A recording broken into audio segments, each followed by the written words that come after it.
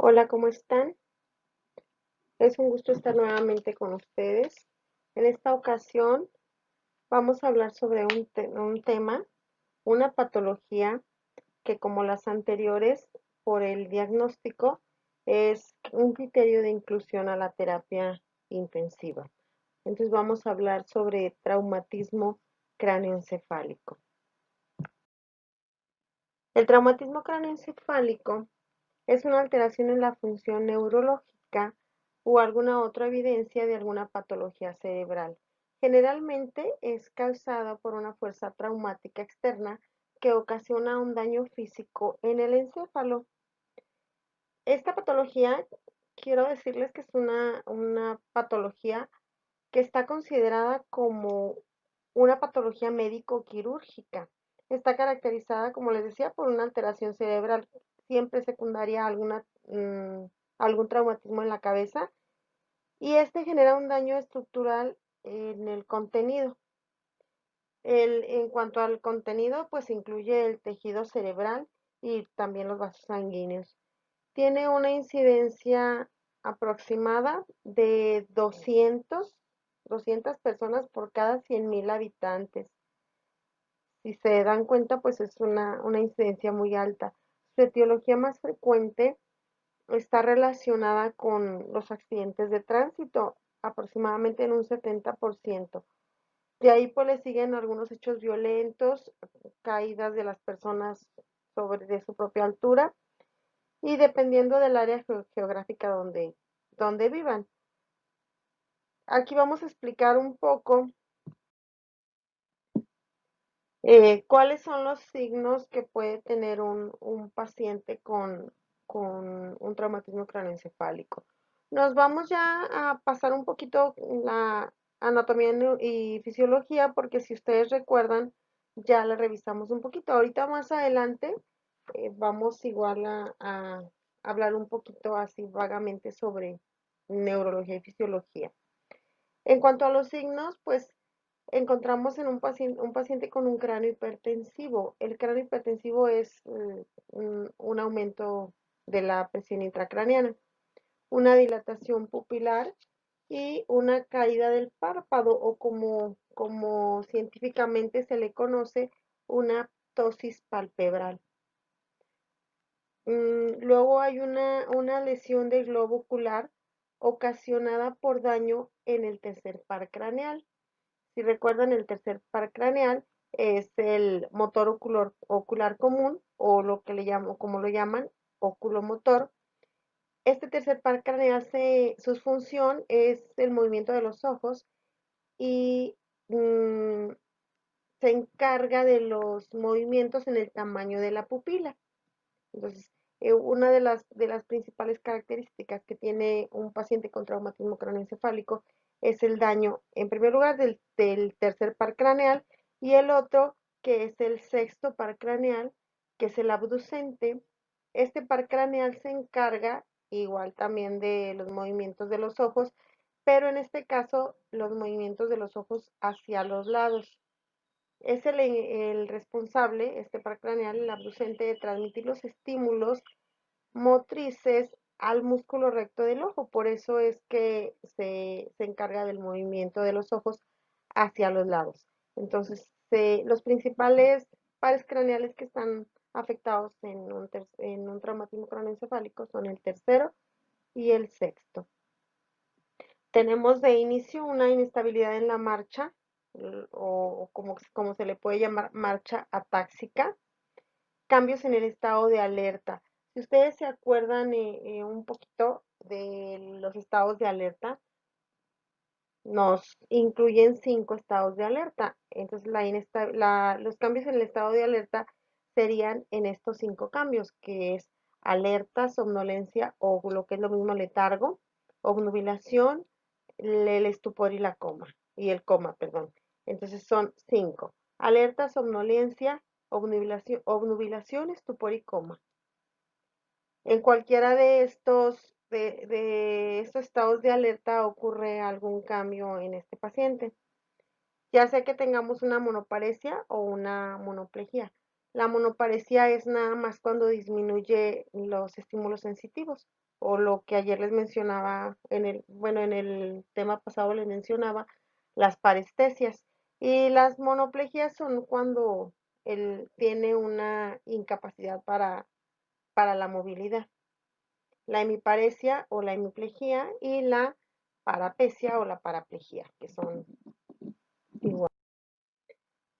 Esos fueron algunos signos que nosotros podemos observar. Entre los síntomas tenemos la cefalea vascular. La cefalea vascular es diferente a cuando nosotros tenemos una cefalea, un dolorcito de cabeza. La cefalea vascular es obvio de origen vascular y se presenta de manera porque es pulsátil. Generalmente va acompañada de náusea y vómito, sobre todo en proyectil. Un paciente con un traumatismo, que ha tenido un traumatismo craneoencefálico, una de las principales características, si es que tiene vómito, es que el vómito es en proyectil. Va a tener el paciente una sensación de desvanecimiento, los cambios en el estado de alerta que les mencionaba, el vértigo, que podría ser de leve a moderado. Pues igual no es algo que podamos medir, puede ser subjetivo, puede ser objetivo, puede ser que lo estemos observando o que el paciente solamente no lo esté refiriendo. La diplopía es cuando el paciente al momento de ver nos refiere que ve los objetivos o los objetos dobles. Y bueno, otro sería el dolor cervical. El dolor cervical, pues obvio, es el golpe.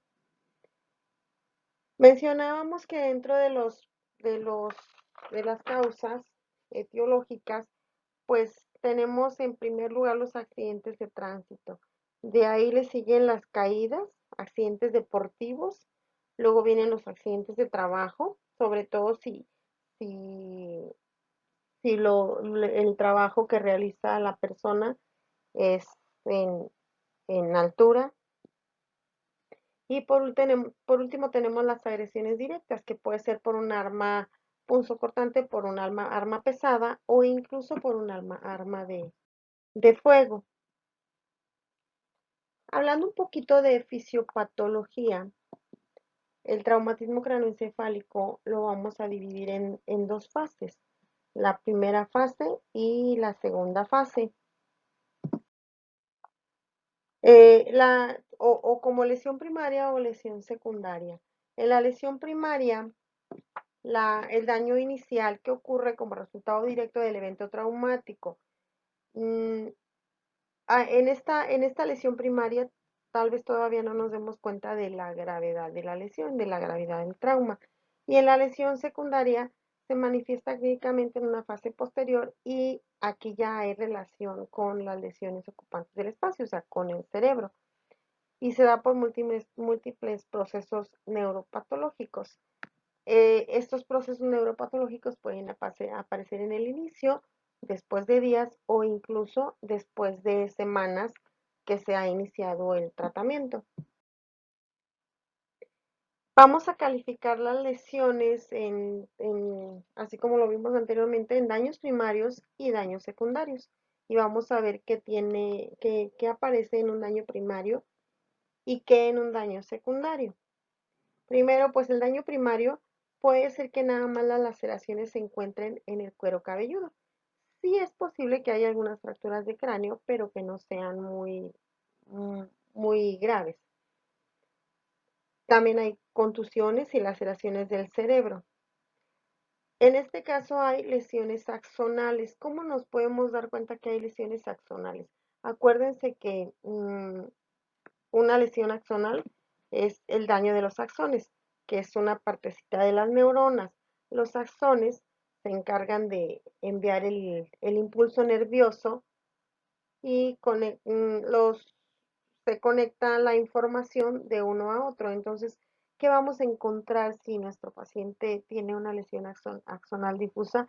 Pues que le cuesta trabajo llevar a cabo diferentes actividades. Y podemos tener lesiones vasculares. El daño primario puede ocurrir en tronco cerebral, en los nervios craneales, que ya los revisamos, y en el cuerpo calloso. El cuerpo calloso es una pequeña estructura que conecta los hemisferios cerebrales. Entonces, como daño primario no es que no sea tan grave, sino es lo inicial. Si se fijan, si tenemos una lesión de cuerpo calloso, pues en realidad no es tan leve. Si es lesión grave, nada más que es en etapas iniciales. Y podemos encontrarnos también con una hemorragia intracraneal, que esa es una patología que vamos a ver después, es la que nos sigue. En el daño que ya viene en secundario, pues vamos a tener un edema cerebral, o que es el Schilling, en, que quiere decir hinchazón, pero científicamente es el edema cerebral. Y vamos a encontrarnos tal vez con un daño cerebral isquémico, que ya lo vimos en la clase pasada, un daño cerebral secundario a una hipertensión intracraneana, una hidrocefalia, enfermedades neurológicas progresivas y embolismos grasos e incluso las infecciones, como la meningitis o la encefalitis que también repasábamos ayer. En el daño primario sí es inmediato, pero este daño no puede prevenirse o tratarse inmediatamente, sino ya hasta después que sabemos que se ha completado el daño, porque el daño es antes de recibir una atención médica. Entonces, ese no podemos prevenirlo. Es grave y el paciente sí puede fallecer hasta en el mismo momento del golpe o del trauma. Y pues la mejor manera de prevención pues sería utilizar medidas de protección a quienes utilizan automóviles inestables, como son las motocicletas. Entonces, si se fija, no tenemos una manera de prevenir el daño primario, nosotros como personal de salud. Existen dos tipos de daño primario. El primero es el traumatismo craneal cerrado y el traumatismo craneal penetrante. El primero, el impacto es directo al cerebro por medio del golpe.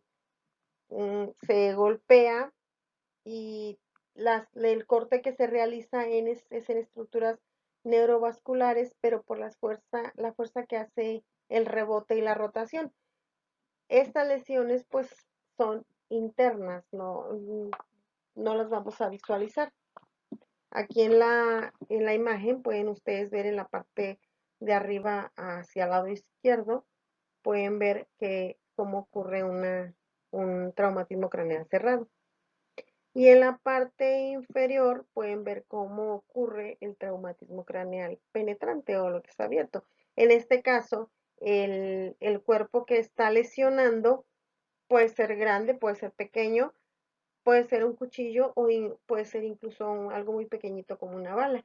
Pero siempre, si es traumatismo craneal penetrante, hay una comunicación del interior del cerebro hacia el exterior. El daño secundario comienza rápidamente después del daño primario, de las fases primarias. Y ya en el daño secundario, el paciente pudiera estar mucho tiempo, un tiempo prolongado en esa fase, hospitalizado.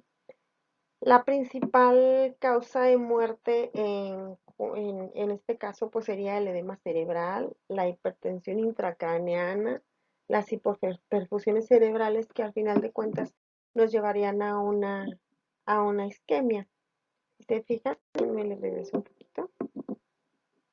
Las alteraciones del flujo sanguíneo cerebral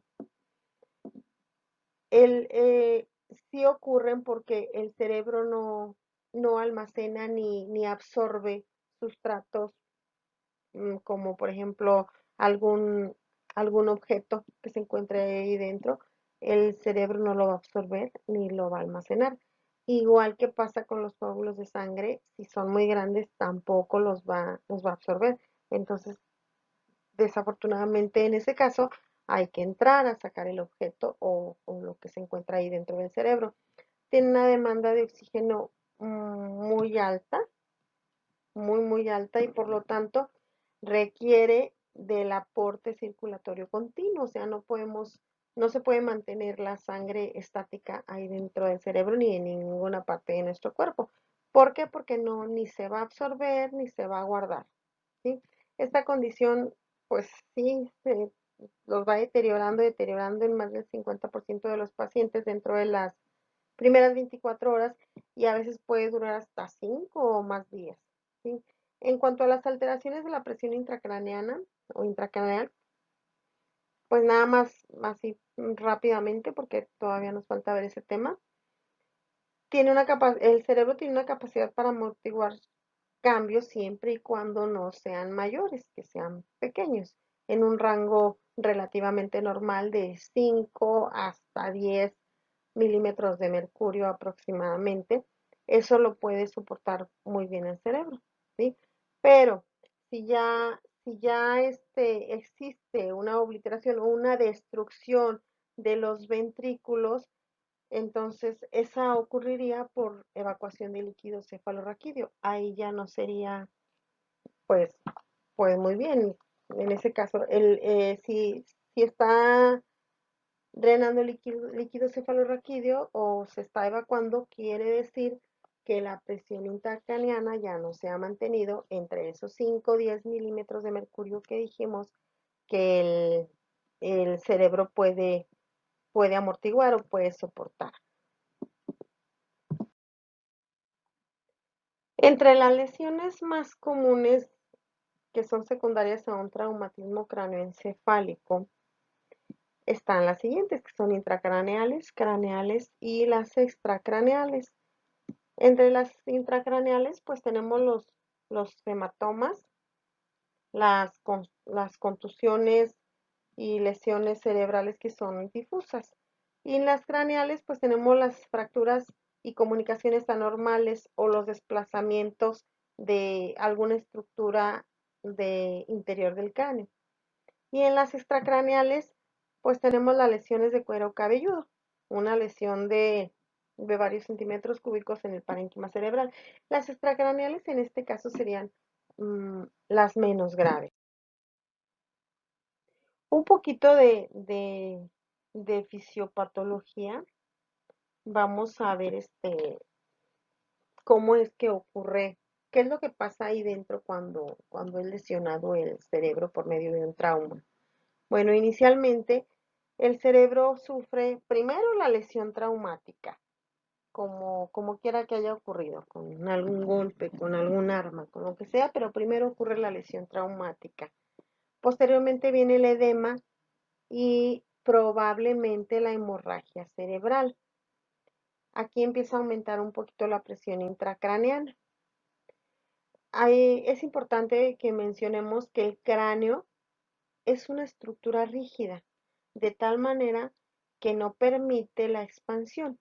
Si se llega a concentrar la sangre ahí dentro, el, el cráneo no se va a expandir. Entonces, ¿qué es lo que va a pasar si el cráneo no se expande y la sangre se está acumulando ahí? Pues obvio va a aumentar la presión intracraneana. Entonces, la presión sobre los vasos sanguíneos dentro del cerebro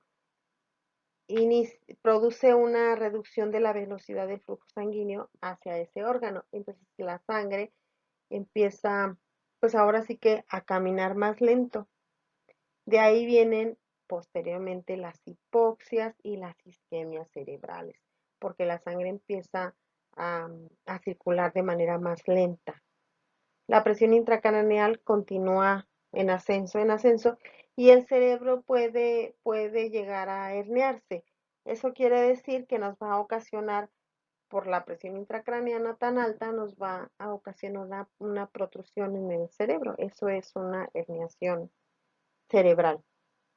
Y bueno, ya al último, de tan lento que circula la sangre dentro del cerebro, pues el flujo sanguíneo va a cesar. Entonces, ¿qué es lo que nos va a llevar?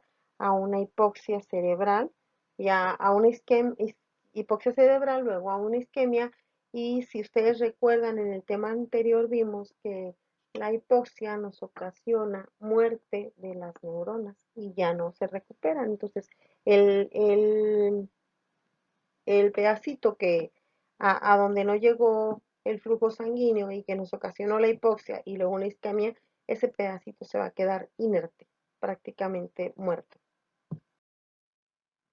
Vamos a clasificar los traumatismos craneoencefálicos en leves, moderados y severos. A hablar un poquito del primero del leve. El traumatismo craneoencefálico leve, en cuanto a indicación de tratamiento o a abordaje, va a permanecer en observación generalmente las primeras 24 horas. Cuando existen, en este caso, antecedentes de anticoagulantes o intervención neuroquirúrgica, si tenemos una escala de Glasgow menor de 14, crisis convulsivas y lesiones intracraneales. Esto es si nuestro paciente, aparte de haber tenido el traumatismo craneoencefálico, tiene antecedentes de anticoagulantes o antecedente de alguna intervención quirúrgica. Entonces, si se fijan, si tenemos esos dos pequeños detalles, aparte del traumatismo craneoencefálico, vamos a tener mmm, escalas de Glasgow menores de 14 puntos, en presencia de las crisis convulsivas y tal vez lesiones intracraneales. En el traumatismo craneoencefálico moderado, lo ideal es que, a pesar de que el paciente tuviera una tomografía axial computarizada, donde se observan estructuras, imágenes normales, lo ideal sería que aún así quedara hospitalizado para valorar por lo menos 24-48 horas. En el traumatismo craneoencefálico severo, pues ahí sí con todos los laboratorios y estudios de gabinete, lo más probable es que llegáramos a una reanimación, después, o sea, habiendo ya visto la tomografía, probablemente a neurocirugía, a unidad de cuidados intensivos. Y hay que tomar en cuenta otros factores de la alteración de la conciencia que pudiera tener el paciente. Vamos a hablar un poquito sobre la escala de Glasgow. Si nosotros tenemos traumatismos craneoencefálicos leves, el paciente que nosotros tenemos va a tener una escala de Glasgow entre 14 y 15 puntos, que es lo ideal, 15 puntos. Si tenemos moderados, vamos a tener un paciente con una escala de Glasgow a lo mejor entre 9 y 13. Pero si tenemos traumatismos craneoencefálicos graves, vamos a tener escalas de Glasgow menores de 9 puntos, que prácticamente ya es un criterio para intubación orotraqueal. Tenemos varios factores que predicen que los resultados que vayamos a obtener, independientemente de todos los esfuerzos que se realicen, de todas maneras van a ser malos. Entonces, vamos a revisarlos poco a poco y una de ellas es la hipotermia al ingreso, porque la hipotermia también disminuye el flujo cerebral al cerebro. Hipotensión en las primeras 4 horas hospitalarias, porque la hipotensión severa, pues lo primero que perjudica son los órganos diana, que son los órganos vitales como el corazón, el riñón, el cerebro en este caso. Retraso en la monitorización de la presión intracraneal. Tendríamos que tener un aditamento especial, un transductor para, para estar monitorizando la presión intracraneal. En base a eso, si se tiene este transductor, se le pueden dar diferente tipo de oportunidades al paciente que mejoren su situación. Mecanismo lesional de alta energía. En este caso, si el paciente que tenemos, aparte del traumatismo craneoencefálico que tiene, recibió alguna carga, eso también nos da un pronóstico malo. La edad del paciente. La escala de Glasgow con que se valore desde el momento de su ingreso. el tamaño y la reactividad de las pupilas. Hay ocasiones que llegan los pacientes a área de choque y con el solo hecho de verle las pupilas se les da lo más que se puede de oportunidad, pero a veces el solo hecho de observar las pupilas decimos, no, pues creo que no. El patrón en la tomografía computarizada, la anticoagulación previa, ya lo mencionábamos hace un momento, porque la anticoagulación previa va a hacer que nuestro paciente, si nos llega una hipertensión intracraneana, pues lo más probable es que nos vaya a hacer una hemorragia cerebral. El retraso en el ingreso a las unidades de cuidados intensivos también es importante porque entre más tiempo esperemos, más tiempo estamos perdiendo de dar oportunidad a ese paciente. Tenemos algunas lesiones secundarias que, que ocurren por el traumatismo cráneoencefálico, que son intracraneales y extracraneales, pero que de igual manera, ahorita que las veamos veamos de una por una, pues nos vamos a dar cuenta que cualquiera de esas que se presente va a disminuir, disminuir, disminuir cada vez más la oportunidad del paciente de sobrevivir. Y dentro de las intracraneales, el aumento de la presión intracraneal es la principal, porque en un paciente con traumatismo craneoencefálico, el aumento de la presión intracraneal que llega a un paciente a ser hospitalizado es la principal causa de muerte. La reducción del flujo sanguíneo cerebral, la reducción de la presión de la perfusión cerebral, la lesión por reperfusión. La lesión por reperfusión quiere decir que si tenemos un cerebro hipoperfundido y de repente perfundimos y le llega sangre en cantidades exageradas, lo que inicialmente no le llegaba, entonces también podemos lesionarlo porque vamos a provocar rupturas y de vasos sanguíneos y vamos a provocar una hemorragia cerebral. Si vamos a reperfundir el cerebro, tiene que ser de manera paulatina y lenta. Lesión de masa, lesión interna, que el paciente presente convulsiones, que tenga edema cerebral y que ya haya hecho una lesión isquémica cerebral. Y tenemos extracraneales, que son otros puntos aparte que el paciente puede presentar y que también disminuyen la probabilidad de vida del paciente. La hipotensión arterial, cualquier tipo de choque, si está sangrando, un choque hipovolémico, si tiene un daño cardíaco, si nos ha hecho parte del cerebro, nos hizo un daño cardíaco, pues un choque cardiogénico. Si tenemos una infección por ahí que también mencionábamos, que pudiera haber una meningitis y nos llegara a ser una sepsis, pues un choque séptico o incluso un choque de tipo mixto. Las hipoventilaciones, hay que tener mucho cuidado con esos pacientes cuando llegan a un área de choque o allá, cuando ingresan al área de cuidados intensivos, el paciente tiene que ser intubado que no sea de preferencia una intubación de urgencia, que sea una intubación planeada, porque si nos llega un paciente con hipoventilación es un punto menos de ayuda. Así como la hipotermia nos perjudica, también la hipertermia nos perjudica, tanto una como otra, porque en ese caso, cualquiera de los dos, necesitamos más consumo de glucosa y más consumo de oxígeno. La hiponatremia, las hipoglicemias o bien las hiperglicemias, que también ya lo platicábamos en la clase pasada, que aumentan las demandas de oxígeno y las disfunciones orgánicas múltiples, que de acuerdo a los órganos que el paciente se nos vaya dañando es el porcentaje que va aumentando de probabilidad de muerte. ¿Cómo vamos a realizar un examen neurológico? El primer examen neurológico que realizamos a ese paciente es el más importante de todo lo que le vamos a realizar durante el tiempo y la estancia en el hospital, en una terapia intensiva. ¿Por qué? Porque nos sirve de patrón para ver la evolución tanto favorable como desfavorable de ese paciente. Entonces, ¿qué vamos a observar en un examen neurológico?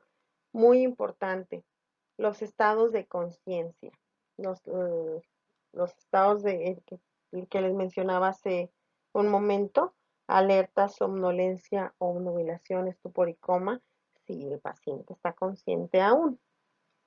El síndrome de hipertensión endocraneana, que si lo podemos observar o el paciente no lo puede todavía referir, pues nos va a referir cefalea o los vómitos que les mencionaba hace un momento, los vómitos en proyectil y la congestión papilar o lo que nosotros conocemos como papiledema. El papiledema no es más que otra cosa que la inflamación del nervio óptico y es uno de los signos eh, de hipertensión endocraniana, el papiledema.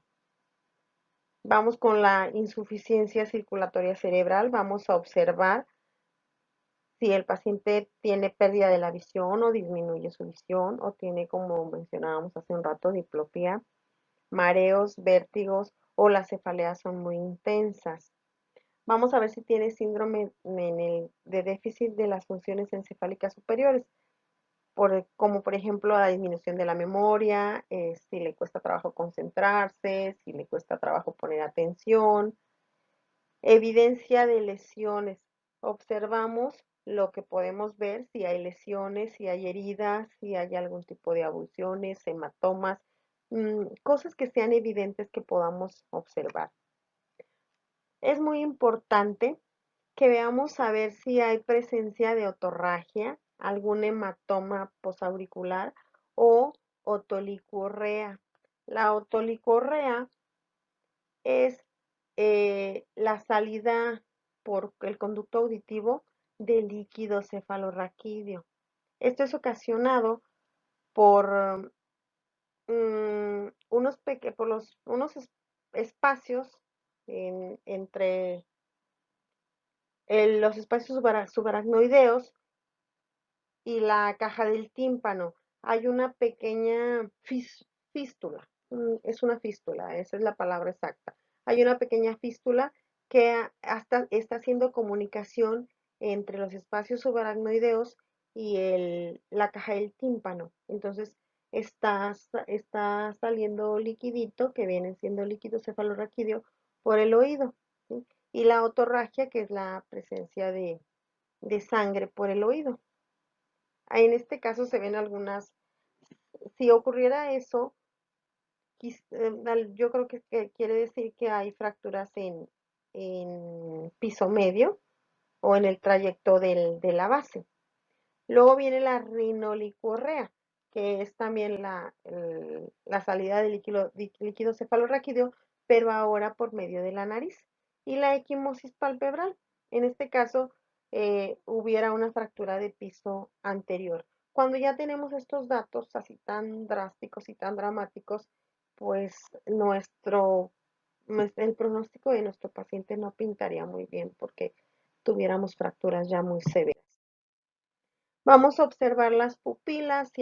Si recuerdan, hablábamos en la clase pasada sobre el tamaño y la simetría de las pupilas, que si es midriasis, que si es miosis, si son pupilas isocóricas, si son pupilas anisocóricas, si son reactivas a la luz. Hay algo muy importante que son los movimientos oculocefálicos o lo que son los reflejos oculovestibulares. Los movimientos oculocefálicos se realizan por medio de una pequeña maniobra que no es tan difícil y se le llama reflejos oculocefálicos o el signo de cara de muñeca. Ustedes tomarían al paciente de la cabeza y la moverían. Entonces ustedes observarían si sus pupilas se trasladan de un lado a otro o se quedan fijas, como lo haría una cara de una muñeca, los ojos de una muñeca, por eso de ahí su nombre.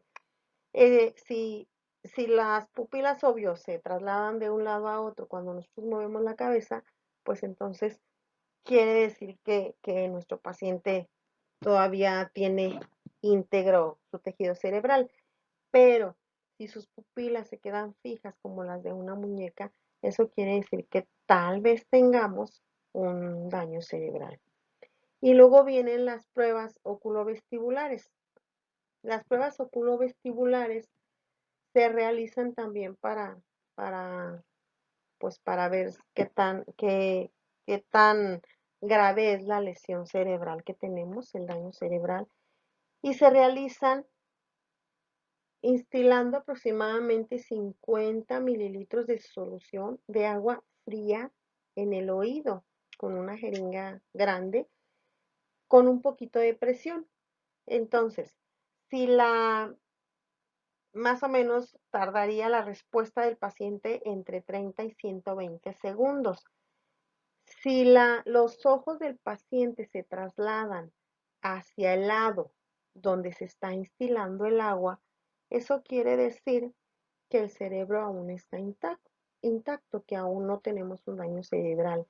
Pero si las pupilas se trasladan los ojos se trasladan hacia el otro lado, entonces es probable que sí tengamos un daño cerebral.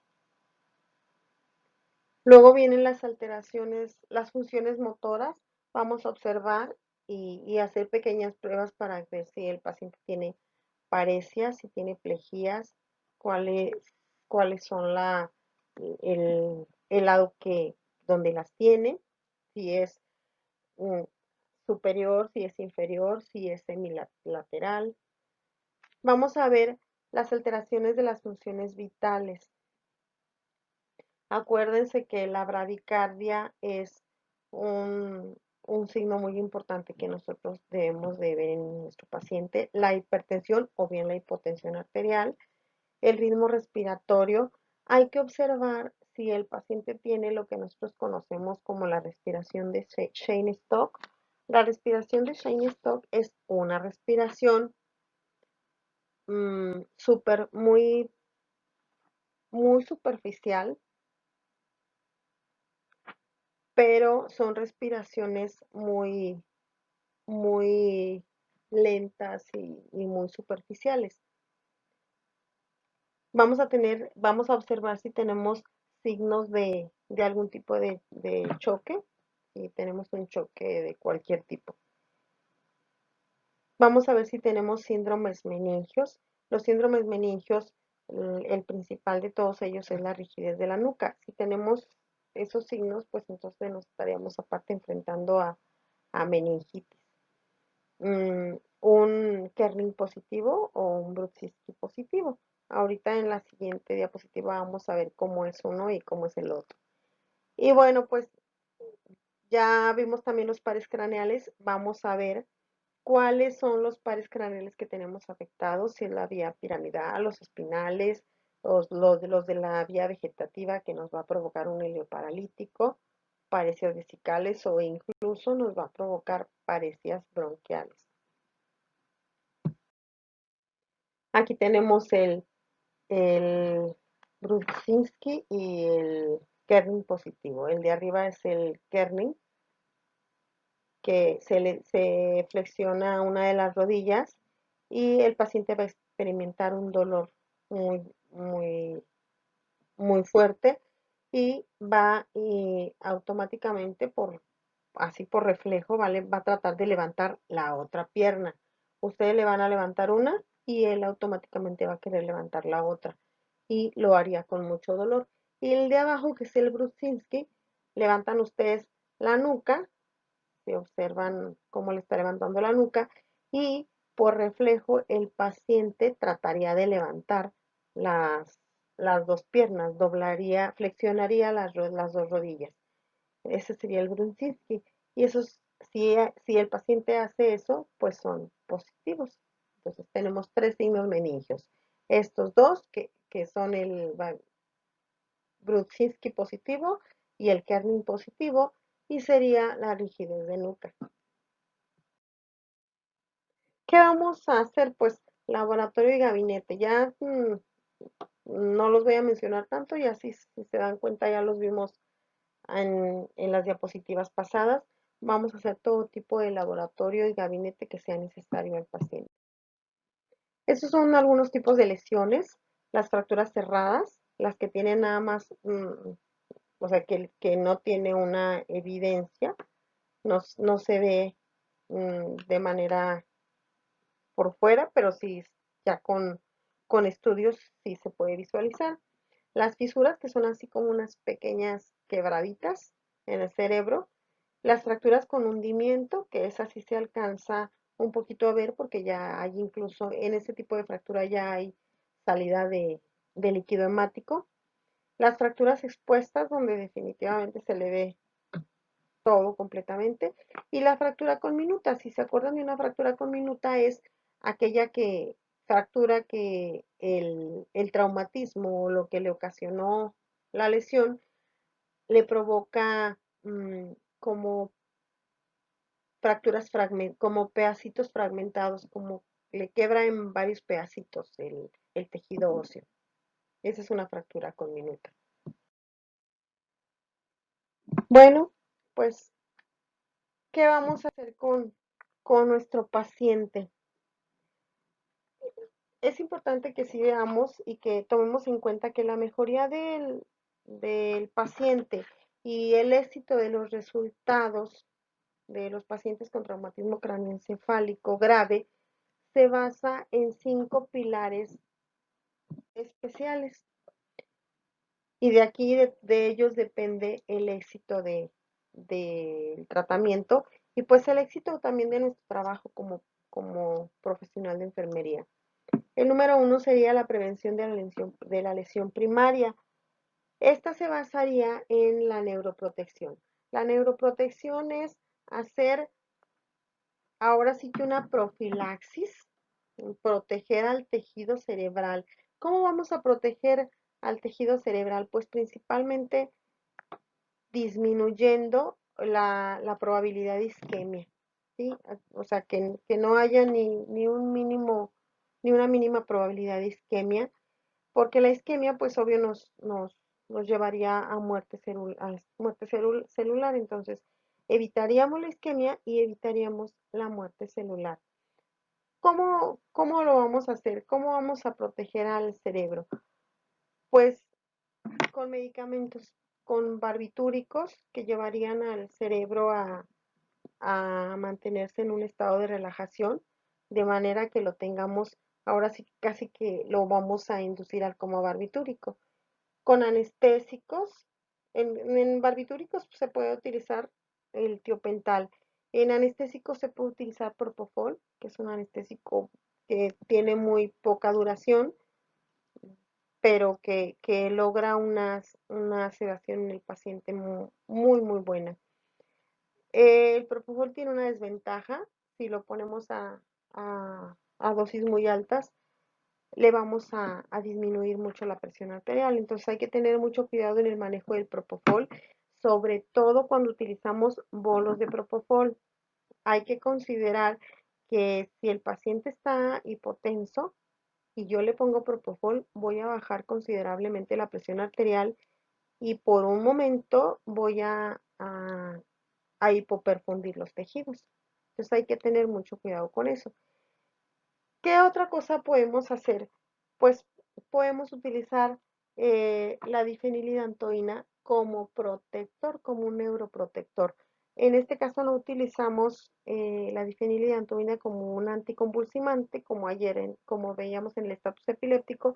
En este caso lo vamos a utilizar como estabilizador de membrana para proteger al cerebro. Obvio, si hubiera convulsiones, pues lo vamos a utilizar como anticonvulsivante, pero si no, lo vamos a hacer para proteger. ¿Qué vamos a hacer con todos estos medicamentos mm, de neuroprotección? Vamos a disminuir el, las demandas de oxígeno y vamos a aumentar las concentraciones de oxígeno cerebral. Por lo tanto, vamos a disminuir las presiones intracraneales y las isquemias. Y así vamos a disminuir o evitar la muerte cerebral. El siguiente sería una atención adecuada en el lugar del incidente y durante el transporte. Esto pues no nos corresponde a nosotros como personal de enfermería y mucho menos como intensivistas, pero sí es importante que lo sepamos, que en el lugar donde ocurrió el accidente tiene que haber personal especializado y capacitado para saber movilizar un paciente. Normalmente estos pacientes se movilizan en bloque totalmente. Ya cuando los tenemos en un hospital, en un área de choque, una unidad de cuidados intensivos, sí, esos pacientes se movilizan en bloque, si es necesario. Recuerden, por favor, siempre que un paciente inestable hemodinámicamente no se moviliza. El tercero sería protocolos en el manejo de la unidad de cuidados intensivos, de preferencia una unidad de cuidados intensivos neurocríticos. El uso adecuado y precoz de una cirugía, en este caso si se necesita una craneotomía descompresiva, pues se incluye. Y esto incluye el uso adecuado, precoz de la cirugía y los cuidados posquirúrgicos que requiere un paciente de una craneotomía. Y el 5 sería el control o la atenuación o la disminución de los mecanismos de lesión secundaria, los que son los que vimos hace un momento, que al final de cuentas vienen siendo las complicaciones. Si ustedes analizan estos 5 puntos, pues en eso se basa el éxito del tratamiento para que nuestro paciente sobreviva.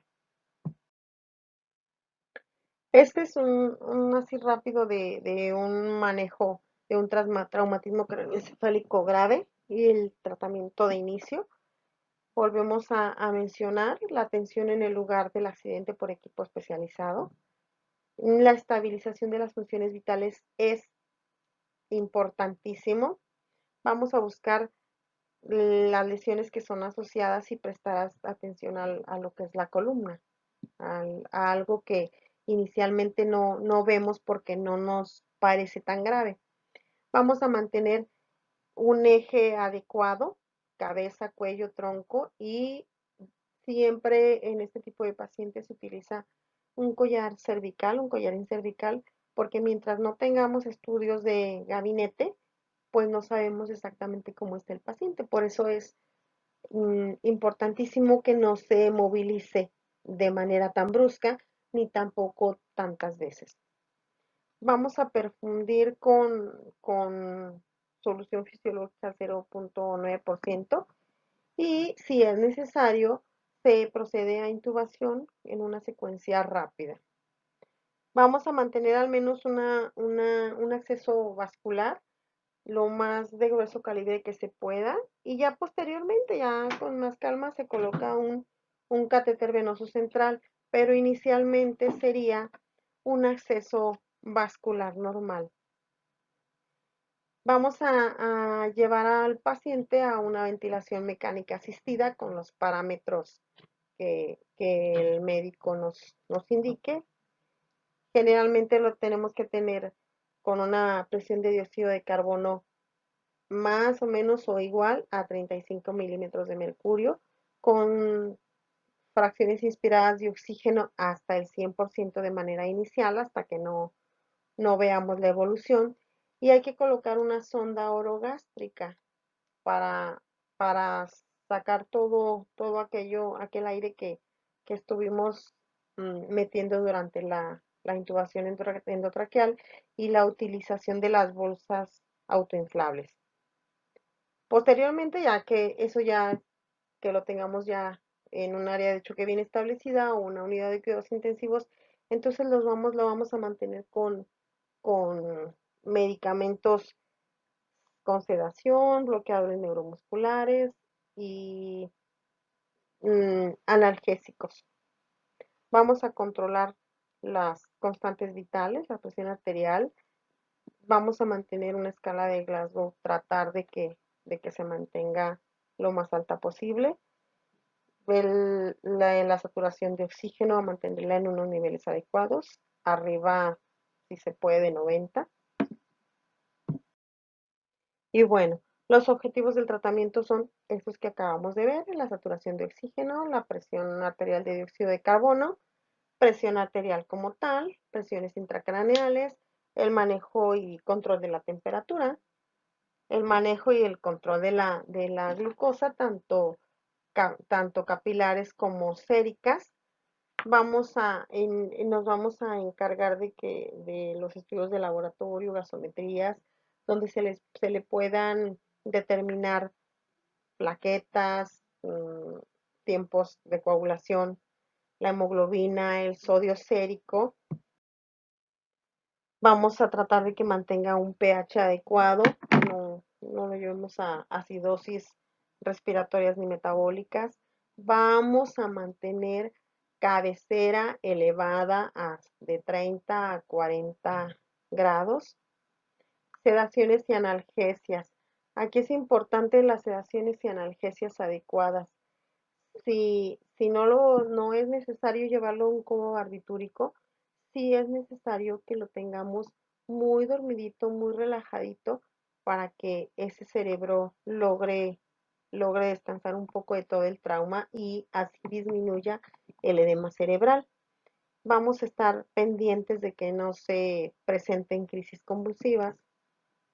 Ahorita más adelante vamos a ver las escalas de Rasch, Richter y Ramsay. Y bueno, durante en el transcurso del tema, prácticamente hemos visto lo que tendríamos que hacer en enfermería. Casi todo el tema no lo hemos llevado en cuidados de enfermería. Pero vamos a darles a lo que nos falta de cuidados de enfermería en cuanto a la recepción, cómo se recibe un paciente con un traumatismo craneoencefálico. Ya mencionamos también cómo se moviliza, cómo se explora neurológicamente, cómo se exploran las pupilas, cómo es que debemos, en un inicio obvio, no lo vamos a mantener con un ayuno hasta nueva orden, pero posteriormente pues vamos a tener que proporcionar algún tipo de alimentación. Inicialmente debería de ser una alimentación parenteral y poco a poco ir incluyendo alimentación enteral por medio de sonda nasogástrica o depende de la sonda que le sea colocada. Vamos a cardiomonitorizar continuamente con registros cada hora, en ocasiones hasta cada media hora, controles totalmente estrictos de líquidos y vamos a mantener la permeabilidad de la vía aérea. Hay que, por favor, tener mucho cuidado en nuestros pacientes intubados si se aspiran. Nuestros pacientes se aspiran porque no sacan las secreciones solos, entonces hay que aspirar. Si el paciente no tiene problema respiratorio, desde el momento en que le estamos invadiendo con un tubo orotraqueal que va directo a la tráquea, entonces ya lo estamos invadiendo y ya le estamos mm, llevando a un riesgo de infección. Si le dejamos ahí todas las secreciones, corremos más riesgo de infección. Ya tenemos muchos problemas. Su funcionamiento respiratorio normalmente lo tenemos funcionando eficazmente. Si nosotros no aspiramos, entonces vamos a tener otro problema. Vamos a tratar de tener permeable la vía aérea. Analgesia, bloqueadores neuromusculares y barbitúricos. Las analgesias generalmente son con narcóticos de tipo opioides, sintéticos como el fentanil, anestésicos como el propofol. En este caso no utilizaríamos Precedex porque el Precedex no nos lleva a una sedación profunda, nada más nos lleva a una analgesia sin sedación profunda. Entonces, este paciente lo que intentamos es que se mantenga sedado y dormido. Entonces, bloqueadores neuromusculares no son relajantes musculares, son bloqueadores neuromusculares. Su nombre así lo dice, bloquean la información desde el cerebro al músculo. Eso quiere decir que están bloqueando la información. El cerebro le está diciendo al pulmón no te muevas. Esos son los bloqueadores neuromusculares. No se llaman relajantes musculares. Y bueno, pues seguiríamos con los barbitúricos como el tiopental o el sodipental, que es el mismo. Vamos con las vasoaminas. Si tuviéramos en este caso necesidad de vasoaminas, pues tendríamos que tener mucho cuidado con el manejo de ellas. Diuréticos. En este caso, a diferencia de la clase pasada que veíamos el diurético de asa, aquí no, sí se utiliza el diurético de asa, pero aquí necesitamos medidas antiedema. Entonces, una medida antiedema es la utilización del manitol. El manitol es un diurético de tipo osmótico. Funciona por medio de ósmosis, llevando mm, líquido de un área de mayor concentración a una de menor concentración. Eso es la ósmosis. Entonces, este es un diurético osmótico y me va a jalar toda el agua que tenga yo adentro, la va a echar hacia afuera, haciendo una medida antiedema, disminuyendo el edema cerebral del paciente. Vamos a dar fluidoterapia con cristaloides, ventilación mecánica a los parámetros que estén establecidos con la intención de, de disminuir cada vez más los parámetros hasta que se pueda destetar de un ventilador. Glucometrías, y en este caso, si presentara crisis convulsivas, pues anticonvulsivantes. Si no, nada más con el DFH como estabilizador de membrana. Vemos aquí la escala de Glasgow, que si ven en la parte de abajo, nos dice el leve de 15 a 13 puntos, moderado de 12 a 9 puntos y el severo que sería menos de 8 puntos. Nos valora tres aspectos importantes que son la respuesta ocular, la respuesta verbal y la respuesta motora. Si mi paciente todo tiene adecuadamente, entonces me va a dar una calificación de 15. ¿Sí? Y conforme vaya bajando, mi paciente neurológicamente va estando más afectado. Esta es la escala de Rasch, o la escala de sedación, o la escala de agitación. La escala de sedación-agitación. Nosotros no podemos valorar una escala, no le podemos valorar una escala de Glasgow a un paciente que se encuentra bajo efectos ni de barbitúricos, ni de narcóticos, ni de bloqueadores neuromusculares, ni de benzodiazepinas, porque sus reflejos y sus respuestas no van a ser fisiológicas, porque nosotros lo estamos llevando a un estado de disminución de todo eso. Entonces, si el paciente está bajo efectos de todos sus medicamentos, vamos a valorar o con una escala de Rasch, de Richmond-Rasch, que es sedación-agitación, o con una escala de Ramsay o una escala de Rickert. En este caso, la escala de Rasch nos dice si el paciente requiere más o menos medicamento, si está muy ansioso, si está combativo con el ventilador, y va marcando desde el 0 al +4 y al -5. Entonces, el 0 es un paciente alerta pero tranquilo. Entonces, conforme nos vamos llegamos al +4 en un paciente combativo, muy ansioso y muy violento, que muy probablemente se nos quiera extubar. Y si nos vamos hacia el menos, llegamos hasta el 5, es una sedación muy profunda. El paciente no responde a ningún tipo de estímulo, ni físico, ni sensitivo. Vamos con este es el cuadro de la escala del dolor en un paciente que está intubado, que no nos puede decir no nos puede referir dolor, vaya. La expresión facial también le damos una puntuación. La expresión facial si es relajada o al final si está haciendo muecas. En los movimientos de los miembros superiores si es relajado y el 4 sería un paciente totalmente contraído.